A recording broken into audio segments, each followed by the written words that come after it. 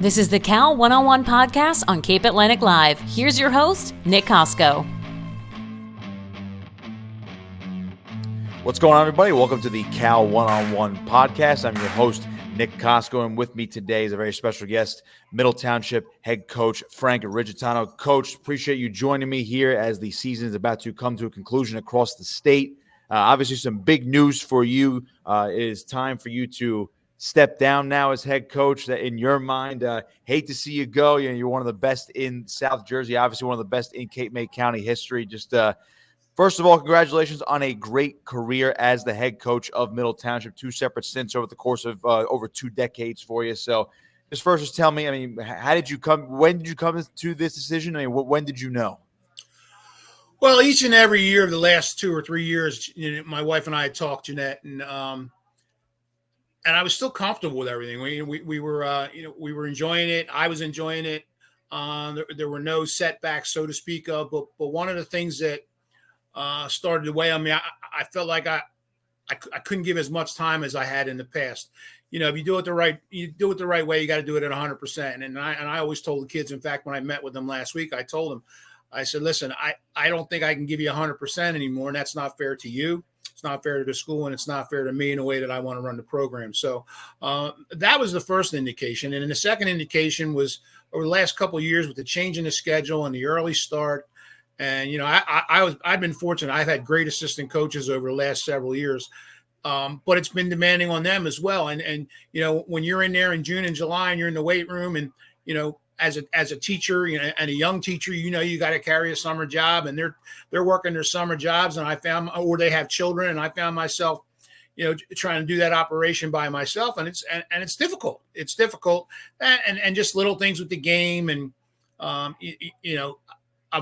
questioning what we're doing with football in the state with regard to the starting of the schedule, and everybody's running a spread offense right now, and all that kind of stuff. So I wanted to make sure that we were pretty well set, and I think this is a good time to do it.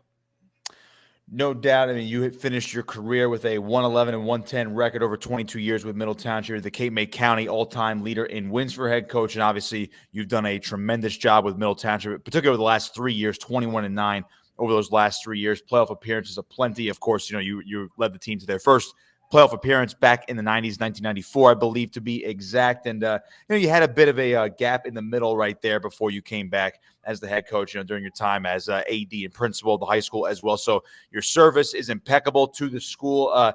Just to kind of piggyback off of your answer there about when you knew, was there a moment, aside from what you already described, was there a moment in your head saying, you know what, this is probably going to be it? Did you even know before the season started, or did you know maybe over the last couple of weeks?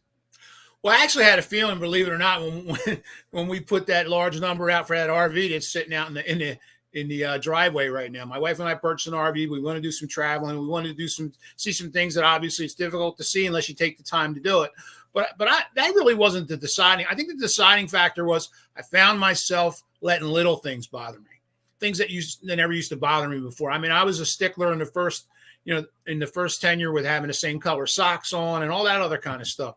But and the kids today are very different than they were in the first go around in this respect. They're not disrespectful, but they also are in a situation sometimes where they're doing what they want to do without being disrespectful. For example, I can't tell you how many times I've told them about the darn knee pads in the pants. And it never seemed to not happen. Before a game, the officials are telling me this one doesn't have his knee pads in, this one. And I would tell the officials, you go tell them, I've told them, all right, until you penalize them, nothing's going to happen. And if you penalize them, they know what's going to happen. So, just little things like that. And, the eye mascara, the sunblock and all that, not allowed to have that. And every game they put it on, and every game the official would tell me, you know what, you can't have. And I just little things like that never used to bother me before. I would just go, I get that stuff off and let's get ready to go. It just started to weigh on me. And when those kind of things happen, I say, you know what, it might be time. So. Right. I'm not going to totally say it. The game has moved past you, or you have the old school mentality. I think a lot of even new school coaches as well had that same old school mentality, but they just let the modern stuff kind of happen as well too. So, but if you knew it was time, it was time. I'm curious about your players' reaction. Obviously, your players are beloved to you, and they obviously give you the same love back, especially what you've done for them over the past couple of years during this recent run as well. What was their reaction when you told them? Was it a special meeting? Was it a quick conversation? How'd you open up to the floor to your players when you said this was going to be it for you? Well, actually, what happened, we had our awards presentation.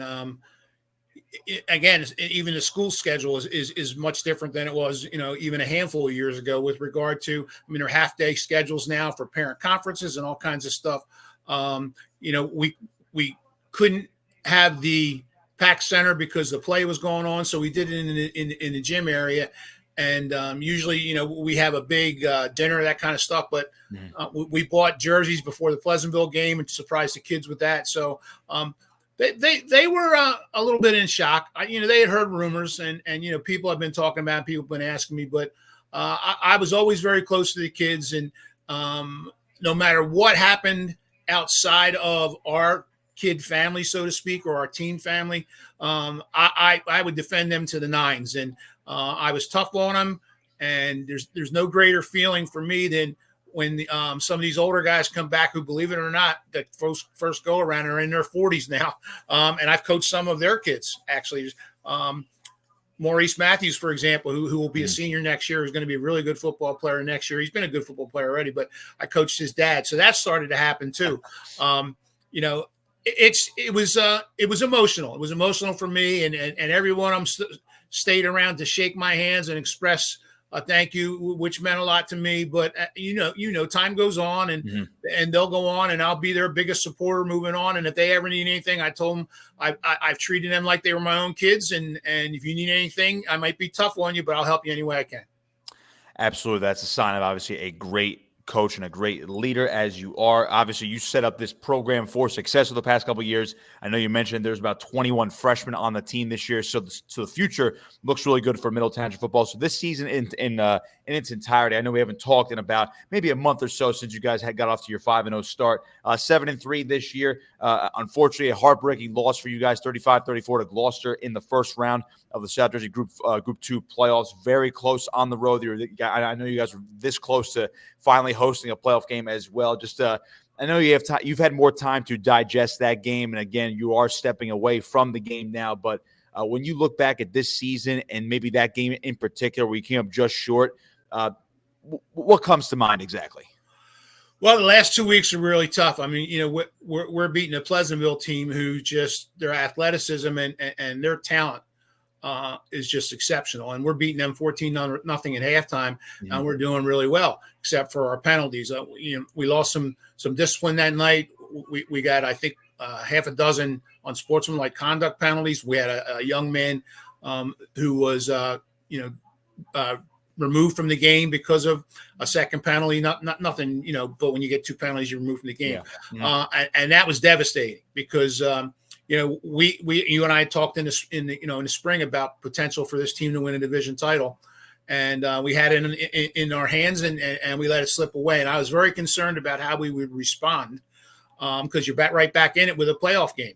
Now, we weren't going to be home, we weren't going to win a division title, but I thought we had a very good chance to be successful in the playoffs. And the scores up till this point have supported that feeling throughout our Group 2 situation with some of the scores, but. You can't win a football game. And that one was tough. That was one of the toughest ones I've ever been involved with, either as a fan or as a coach. And I've told a lot of people, man, if you're a football fan, you'd love watching that game. But you can't lose a game where you don't punt. You just can't. And, we had 3 turnovers and I think we ran 2 plays in the first quarter. We touched the ball 3 times in the first half, and we scored 34 points. I mean, we were well prepared. The kids were in great spirits. They fought like no other team I've had before. We were down 14-0 before you could blink your eyes, and they fought back and they battled. We decided to go for 2. Everybody wants to talk about, well, you should have run. You should have listen. We called a play. The young man was open in the flat. The ball got knocked down by the lineman. He made a great play, and that's part of it. But that one's going to hurt for a long time, not only for me, but for those kids. And that's what frustrates me more than anything. I didn't want it for me. I wanted it for the community and for the kids. I want them to get off of that schneid. It's hard to make the playoffs. It's hard to be successful. Everything's got to go your way, and that's a classic example where everything went our way in the Oakcrest game, and maybe we didn't play as well as we could have. We won the game 7-0. We played pretty well in that game, with the exception of the turnovers, and couldn't get the job done. And credit to Gloucester, because we had them reeling. We had them reeling, and they hung in there, and it was back and forth, and and they came out on top. So. No doubt, but the future, as we mentioned before, that is what looks really bright, especially what you've built this second go around. Again, 21-9 over the last 3 years combined, and then now you have a lot of guys coming back for next year for whatever the program has in store for them in 2024. Guys like Remy Rodriguez and Sean Watkins are back in that backfield as well. And as we mentioned before, about 21 freshmen expect to come back as sophomores in 2024 as well. So what do you see in the future of this program, regardless of who takes over? I'm sure we'll get into that in a second if you can divulge. But when you look at 2024 and beyond, especially with a young group but a battle-tested group now, what do you see moving beyond now for Middle Township football? Well, first thing I got to do is obviously get a coach, and I think there's a real good candidate in house. I don't want to get into that in any detail, but because I don't want to jinx him but I know there's some good young people in the program now, which is another thing that made me a little more comfortable with leaving. There's 4 coaches that are no older than 31, so there's a nice nucleus there to work from that side. As far as moving forward with the kids, that's a great group of 21, 22 kids. But they need to work like this senior class did. And if they do that, they'll have the opportunities that this group has had. But, it's a special commitment. It's a certain kind of commitment that comes with football. You only play 1 game a week, and a lot of times it's only 10 games a year. And then you got all that other preparation. Now, I've always been a person that I will never or would never have allowed a student or an athlete to not play another sport that he wanted to play, to do things for football, because you're only going to be young one time. And be honest with you, our better football players are involved in multiple sports. So we wanted that to take place. And I think that will continue. But I think moving forward, and then again, the other part of the problem will be the schedule. With that kind of success, there's going to be changes in the division. So some of the games that we had this year, we won't have next year. And I could foresee a situation where all the Group 2 schools had a pretty good year. Pleasantville, Oakcrest, us, Lower, that might wind up being a division. And if that's a division, that's a great division. And then you're going to have other games where they'll match you up. I could foresee games where we're playing Ocean City again, maybe Cedar Creek as a Group 3, some crossover games. So we'd hope to have opportunity to continue to play some of the teams we play. But as you well know, the only way you're going to get better doing certain things is to play against better competition. And I think that's where the program is. And they might struggle a little bit next year because of the youth. They're going to be young in certain areas, but it's established, and I could foresee it continuing along the same process. Yeah, I like that thought. Absolutely. When you look at the better competition, again, the old saying, the old cliche is iron sharpens iron. It seems like Middle Township is on that rise now. Whether they have some bumps in the road next year, maybe you see those 4-4, maybe 5-3 type of seasons, or, a 3-7 season if it happens. But you played quality competition. Sometimes you sneak into the playoffs that way, and you get battle tested again for a young group. So it's interesting, Coach, because I talked about, or I asked you about the players, your family, and had all their reaction to it. What did the school think? I mean, you were more than just a football coach within Middle Township High School. Had the administration take this news when you just said, you know what, this is it for me? It was kind of interesting in this respect. I've told them, you get frustrated and you have moments, and I think for the last 3 years, I've told them this is it. And and then I wind up going back. But I think everybody, I didn't say that this year. And I think that was a sense of, hey, this really could be it. Because I didn't go on harping on that and, get frustrated with certain things, game schedules and things like that. Or like, I'll give you a classic example. We had, and this is one of the things that I'm concerned with moving forward for not only our program, but every program. You've got situations where schools, you have a JV schedule, and you're talking about the 21 kids that we have, that's where they played. We had a half a dozen schools that would be questionable whether we were going to play that week. Now, we wound up playing some of them, but we had 2 or 3 that just outright canceled on us and said they didn't have the numbers. And listen, I get it. I get it. You're coming from, when you're playing in this situation, and you're coming from over an hour away and you're thinking about JV football, but the only way the kids are going to get better is if they play. That's one of the things that I think is very important moving forward. But as far as the administration, I was very close to the administration. I've been there so long. I was 36 years actually in the district. And I've seen a lot of change, and I wound up being the elder statesman, which I kind of figured would happen anyway, because it's hard for me to walk away and hard for me to turn my back, and I'll never turn my back on that situation. And I've told them all. When Sharon became the principal, I tried to help her as much as I can. When Josh became the AD, tried to help him as much as I can, and I'm always there to help people in Middle Township, but anywhere. One of the contacts I had the other day, which was a real nice contact, was Mike Gatley, who said some really nice things to me in a text message. And, Mike was very good to me and very helpful to me when I was an athletic director first starting out. And that's a chain of situations that you happen not only with your administration, but other coaches and other administrations in different schools. So it's like a family, and it's an inner situation where you try to help everybody along. And I'm sure they are happy for me. They made it very clear that they're going to miss me terribly, and the things I did with the kids, not necessarily the football stuff, but the other things which were, to me, were far more important than the games themselves. So that meant a lot to me. But, everybody will move on, and Middle will thrive, and I'll be there to cheer them on, no question.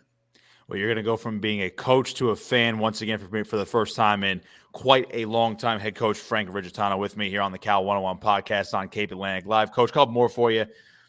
When you look back at your career now, again, everyone has recency bias, so you could say, well, this game from 2023 sticks out as the best thing I've ever done, or the most heartbreaking thing that ever happened to me as a coach.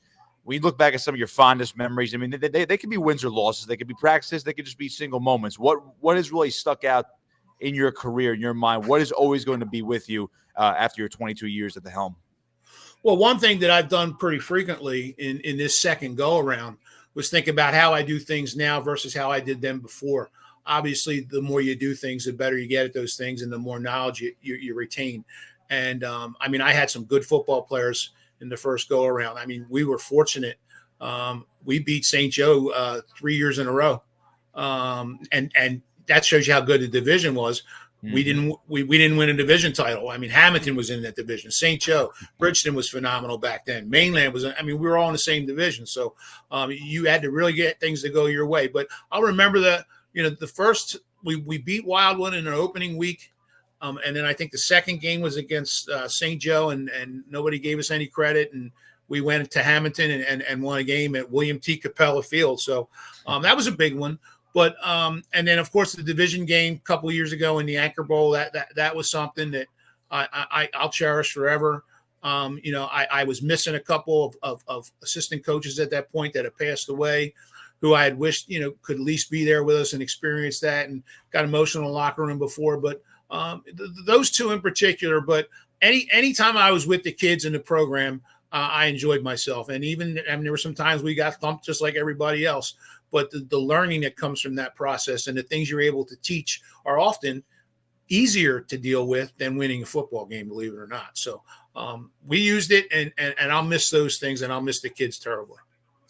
You'll miss it just like everyone in that profession or that's around sports. Once they step away, they always miss it. There's always that hint of, do they come back or not? I know you mentioned your wife and yourself would love to do a lot more traveling. You got the RV out front, so maybe we'll do a lot more traveling, a lot more relaxation this time away from the game.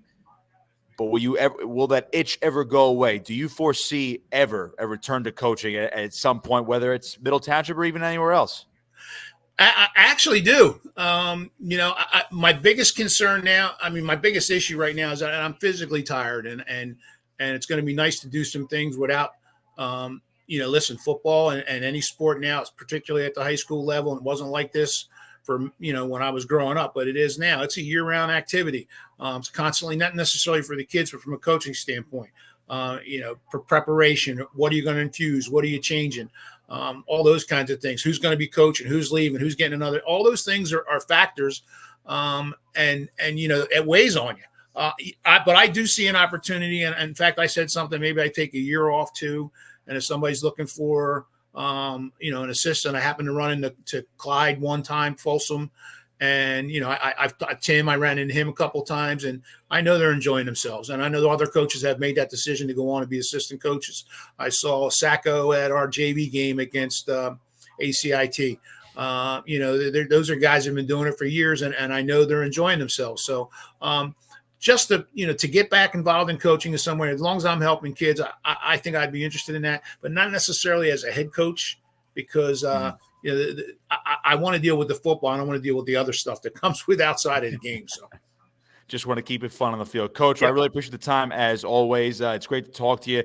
Hope this is not our last conversation, even in this capacity. Hope to see you around, of course, down in Cape May County. I mean, you are one of the best around, and you've been a pleasure to talk to all season long. And I wish you well in your relaxation, your year off, maybe more than a year off before you inevitably return to the sidelines, it seems.